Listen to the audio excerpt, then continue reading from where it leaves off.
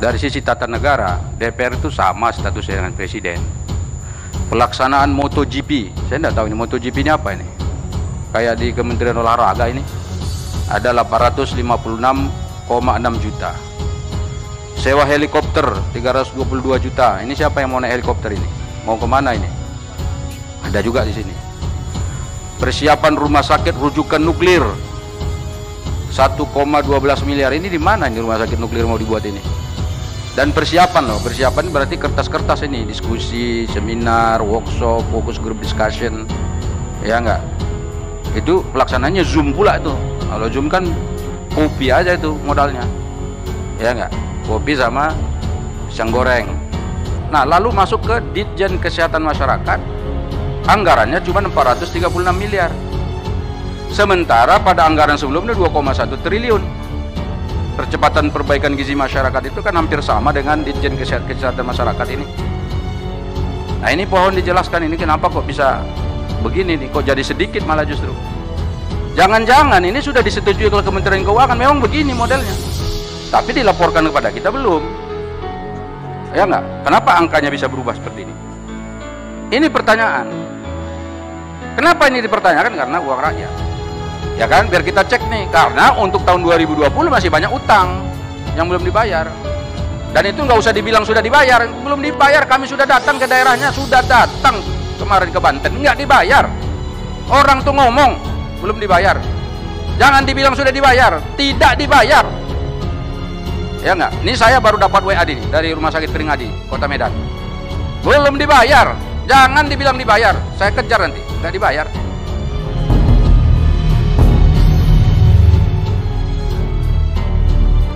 Menteri Kesehatan Budi Gunadi bersama Wakil Menteri Kesehatan Dante Saxono Harbuono hadir mengikuti rapat kerja dengan Komisi 9 DPR di Kompleks Parlemen, Jakarta. Rapat tersebut membahas APBN Kementerian Kesehatan tahun anggaran 2021 dan proyeksi penambahan anggaran Kementerian Kesehatan dari anggaran penanganan COVID-19. Dalam rapat tersebut, Saleh Pertawanan Dauli dari fraksi PAN menyoroti soal penambahan anggaran tersebut. Nanya terakhir hari ini Pak Saleh Daulay, silakan Pak. Terima kasih Ketua. Assalamualaikum warahmatullahi wabarakatuh. Salam sejahtera untuk kita semua. Yang terhormat Saudara Pimpinan beserta seluruh anggota Komisi 9 yang saya hormati, Pak Menteri, Pak Wamen, beserta seluruh jajaran yang hadir. Ini saya ada di ujung nih, saya nggak tahu nih cukup nggak waktunya ya. Ya, mestinya tadi ada 2 jam sebetulnya waktu yang terbuang karena Pak Menterinya rapat gitu di istana. Tapi teman-teman, saya mau ingatkan, rapat dengan Presiden itu ada terus loh. Tapi rapat dengan DPR kan nggak tiap hari juga. Ini cuma rapat anggaran aja ini, makanya kita ada rapat. Jadi kalau terus-terusan nanti rapat dengan Presiden, terus tabrakan terus yang rapat kita, bisa jadi kita yang ketinggalan terus nih. Jadi kita yang nomor 2-kan terus. Padahal dari sisi tata negara, DPR itu sama statusnya dengan Presiden. Sama Pak, sama-sama lembaga tinggi negara. Hanya saja Presiden sendiri, kita 575. Itu aja bedanya. Tapi secara institusi sama. Dan perlu diketahui, kalau menteri kita itu diundang 2-3 kali nggak datang, ada klausulnya di Undang-Undang MD3 bisa dipaksa menterinya datang. Ini mohon maaf, maksud saya ini supaya clear. Kan sayang sekali ini 2 jam lebih tadi nunggu di sini. Yang kedepannya ini mudah-mudahan bisa jadi perhatian kita semua. Terutama para pimpinan kita yang kita ikuti arahannya di Komisi 9 ini. Baik Bapak Ibu, saya mulai saja. Saya ingin membahas yang 84,3 triliun, yaitu anggaran 2021 yang sudah pernah dibahas. Kemarin Pak Menteri mengatakan ini tidak ada perubahan sama sekali. Sementara kita butuh anggaran sebesar 134. Pak Saleh, sebentar. Ini karena waktu sudah jam 6, saya minta izin oleh para anggota, kita perpanjang 5 menit, setuju? Sambil mengizinkan Pak izin menyelesaikan. 10 menit ya. Kita perpanjang 10 menit ya, sampai 18.10. Oke, maghrib itu 18.15. Baik, Saya lanjutkan mulai dari anggaran yang 84,3 triliun itu sebetulnya kalau mau dilakukan penyisiran dan penghematan itu ada. Saya lah sudah melakukan ini. Baru saya lakukan di 1 dirjen, 2 direktorat. Itu agak besar. Ada beberapa contoh misalnya yang ingin saya sampaikan di sini, misalnya di direktorat Dirjen Yankes itu. Ada beberapa catatan penting. Yang pertama misalnya di sini bisa kita realokasi kegiatan refreshing workshop, penanggulangan emergensi dalam event olahraga sebesar 846,4 juta. Pelaksanaan MotoGP, saya tidak tahu ini MotoGP ini apa ini. Kayak di Kementerian Olahraga ini ada 856,6 juta. Sewa helikopter 322 juta. Ini siapa yang mau naik helikopter ini? Mau kemana ini? Ada juga di sini. Ada pengadaan seragam dinas Sesditjen sebesar 948 juta. Anggaran untuk keindahan perkantoran di Sesditjen. Ini kan tidak prioritas. Hasilnya bisa direlokasi ini. Bukan berarti kita nggak setuju loh, ini tidak prioritas. Ada renovasi ruang kantor 8 miliar, beli kendaraan dinas eselon 2 sebanyak 6 unit 3 miliar, pembelian mebel berapa nih? 596,5 juta. Persiapan rumah sakit rujukan nuklir 1,12 miliar. Ini di mana ini rumah sakit nuklir mau dibuat ini? Dan persiapan loh, persiapan berarti kertas-kertas ini, diskusi, seminar, workshop, focus group discussion, ya enggak? Itu pelaksananya Zoom pula itu. Kalau Zoom kan kopi aja itu modalnya, ya enggak? Kopi sama pisang goreng. Kemudian ada fotokopi spanduk, oh itu bolehlah. Beberapa pos yang lain ada di sini disebut sosialisasi Pasyankes, hanya 14 lokasi, paketnya 1000, dianggarkan 1,4 miliar. Ada Gria Sehat dan seterusnya. Jadi ada banyak di sini. Saya catatkan banyak sekali. Dan kalau dihitung-hitung ini bisa jadi penghematannya besar. Jadi kalau Pak Menteri mengatakan tidak akan ada realokasi, nggak apa-apa. Tapi ini kan anggaran seperti ini, nanti kita cek ini bisa dipakai nggak. Ini saya ambil dari 1 direktorat saja, 1 dirjen saja, Yankes. Belum saya periksa yang lain.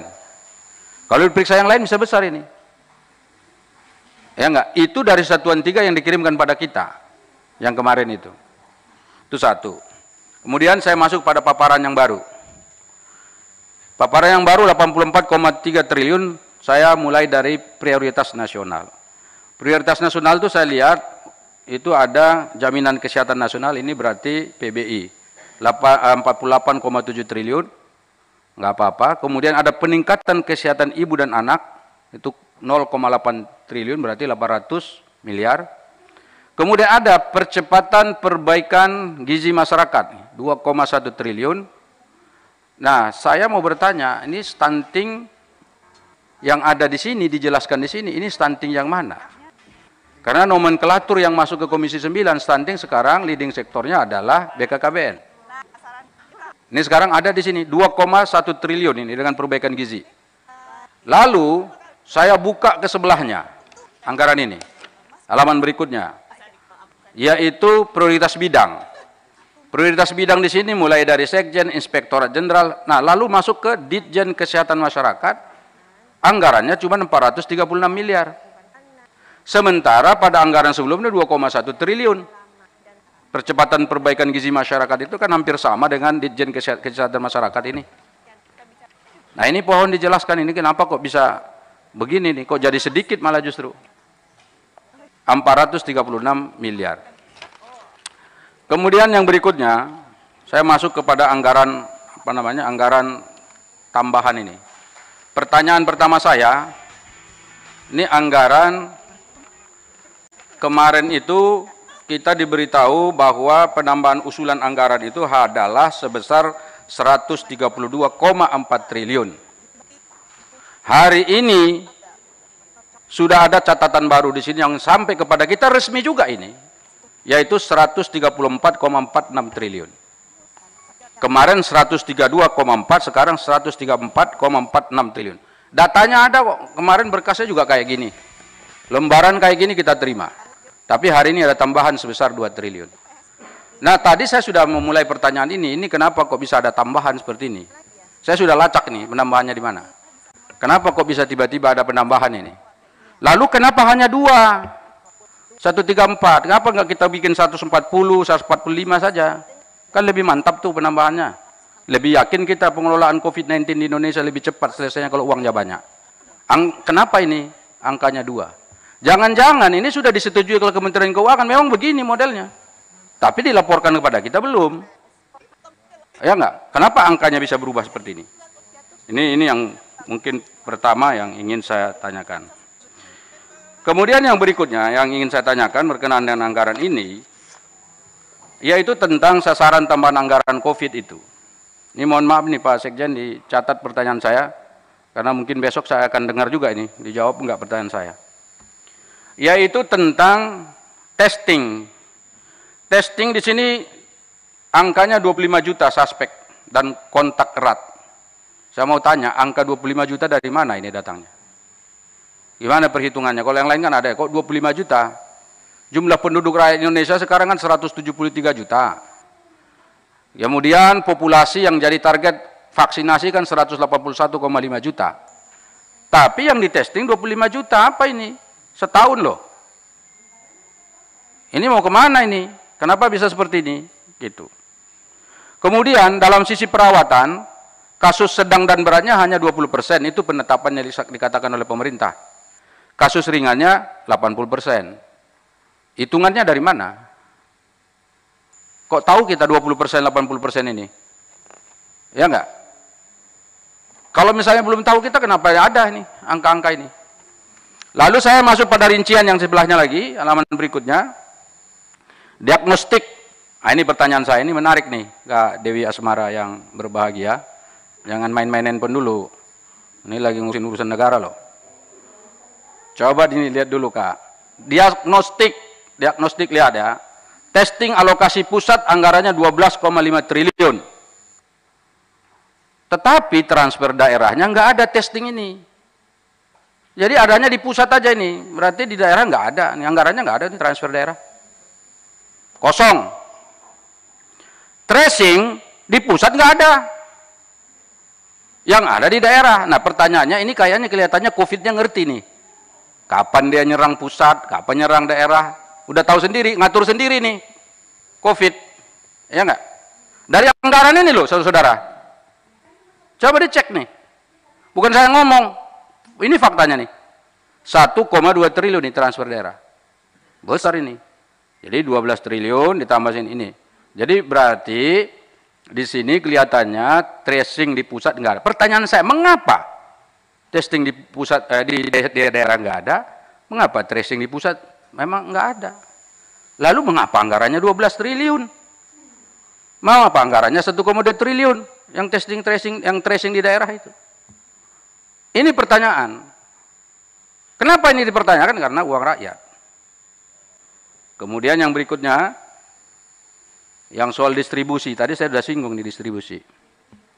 Distribusi 3,152 triliun, saya ingin dipaparkan cara pendistribusian vaksin ini, seperti apa? Sehingga anggarannya besar sampai 3,152 triliun. Apakah kita sewa pesawat terbang ke seluruh pelosok Republik ini, sehingga anggarannya sebesar itu? Ya enggak? Apakah kita ke Depok, Bekasi, dan kota-kota satelit sekitarnya ini menggunakan helikopter, sehingga anggarannya besar? Ini mungkin bisa dijelaskan. Kemudian yang sistem informasi 602 miliar, ini apa sebetulnya? Ini maksud dengan sistem informasi di sini apa? Bukankah Kementerian Kesehatan ini paling banyak sistem informasi di sana? Ada Sisrutel, Sisranap, sis apa gitu. Ada Sister, ya enggak? Kenapa ini kok ada? Ini apa? Nah, tolong dijelaskan ini sistem informasi yang seperti apa? Apakah dengan sistem informasi ini nanti akan mempercepat penanganan COVID-19 atau ya ini hanya program biasa saja sebetulnya? Ya kan karena ada anggarannya besar ya harus ada itu. Kemudian yang berikut yang saya tanya adalah soal insentif. Insentif kan 16,8 triliun. Nah, insentif ini itu kalau kita lihat alokasi pusatnya 7, sekian triliun, ditransfer ke daerah 9,5 triliun. Saya mau tanya, ini sebetulnya jumlahnya berapa ini Pak Sekjen ini? Jumlah orang yang dikasih insentif. Jumlahnya dulu, kalau angkanya kan udah jelas, kalau dokter spesialis 15 juta, dokter umum 10 juta kemarin kan, kemudian perawat bidan kalau nggak salah 7,5 juta gitu loh Pak Dokter Edi Urianto. Udah jelas itu, tapi jumlah orang yang dikasih duit ini berapa? Ya kan, biar kita cek nih, karena untuk tahun 2020 masih banyak utang yang belum dibayar. Dan itu nggak usah dibilang sudah dibayar, belum dibayar, kami sudah datang ke daerahnya, sudah datang kemarin ke Banten, nggak dibayar. Orang tuh ngomong, belum dibayar. Jangan dibilang sudah dibayar, tidak dibayar. Ya enggak? Ini saya baru dapat WA nih dari Rumah Sakit Peringadi, Kota Medan. Belum dibayar, jangan dibilang dibayar, saya kejar nanti, nggak dibayar. Pak Saleh, ini kebetulan waktu sudah habis, kita perpanjang apa bagaimana nih Bapak Ibu? Panjang 2 menit, ya? Ketua.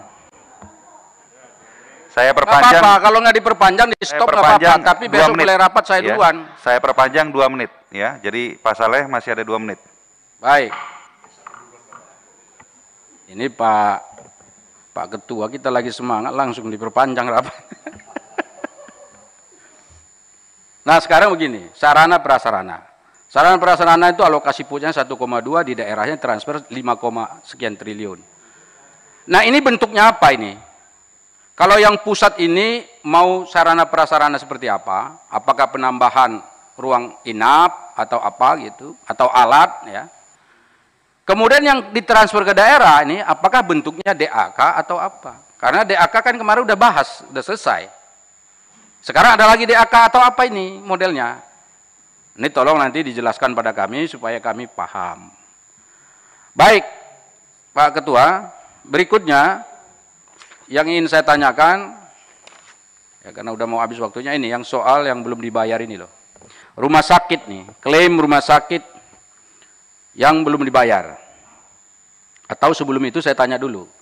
Ini klaim pasien COVID-19 ini kan dianggapnya itu 20% tadi. Sudah saya katakan tadi, itu yang sedang dan berat.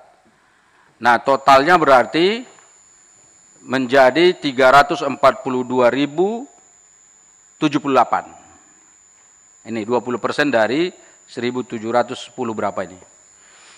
Nah, ini nanti tolong dijelaskan Pak. Ini angka-angka 20% tadi yang saya tanyakan di depan itu diperjelas lagi.